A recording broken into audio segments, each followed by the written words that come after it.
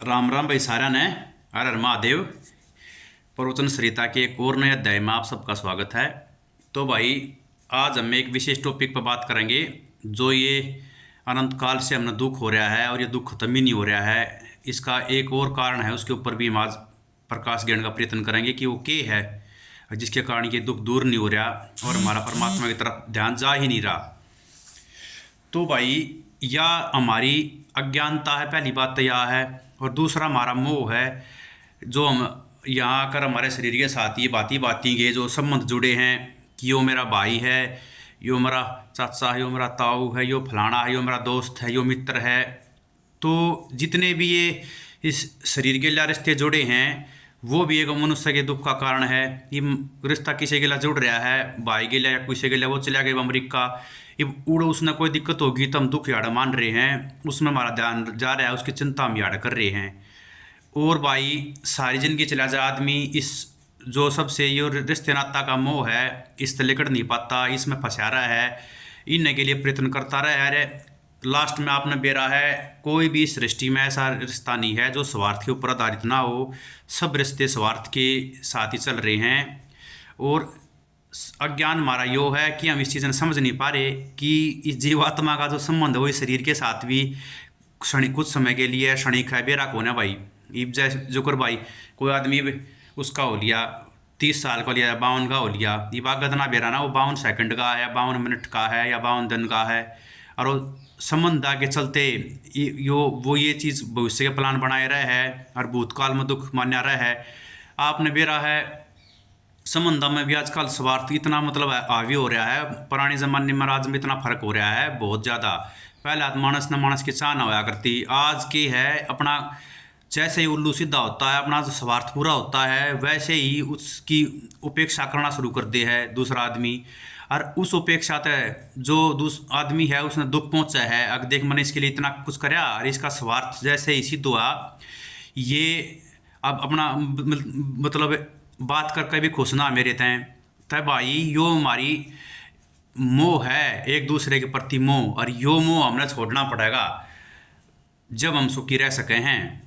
ये आप देखो हो आजकल के चल रहा है, अग जन्मदिन मनावे हैं, एक तो जिंदगी के 12 महीने कम हो गए और उस चीज़ की खुशी मनावे हैं, पार्टी दे हैं, शराब पीवे हैं, मांसाहार करें हैं। तो उस चीज़ की खुशी के माननी है आपने नू बेरा जिंदगी का 1 साल तक कम हो गया, आप अपनी सारी सांसा की गिनती कम होने लग रही है। आप अपनी ज़िंदगी की सारी जमा पूंजी देकर भी 2 सांस नहीं खरीद सकते ऐसे।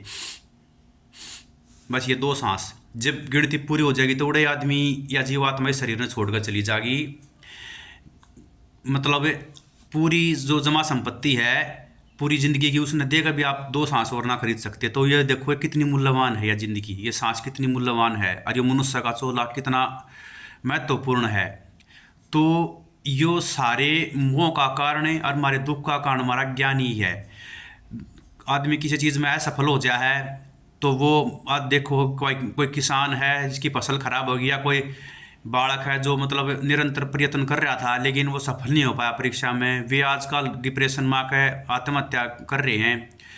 तो ये इस चीज़ का कारण हमारा अज्ञान ही है कि हम उस चीज़ ने अपना जीवन का उद्देश्य मान ले हैं कि यह चीज़ हमने मतलब प्रयत्न कर जाऊँ उसके तरीके उसके लिए और वह ना मिली तो हम ये सोचते हैं कि अब जिंदगी खत्म होगी। लेकिन भाई यह वास्तविकता नहीं है। प्रयत्न तो प्रत्येक मनुष्य ने करना चाहिए, पुरुषार्थ, क्योंकि पुरुषार्थ के बिना तो कुछ भी संभव ना है।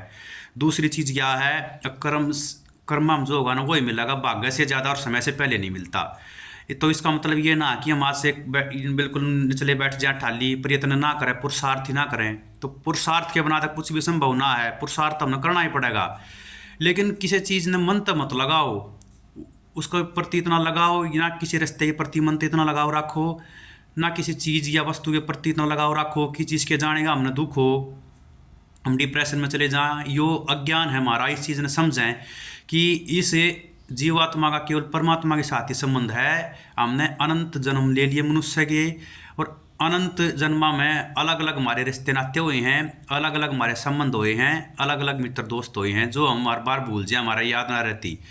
तो यो जिंदगी का उद्देश्य ना है भाई, इस चीज़ ने अपने समझें।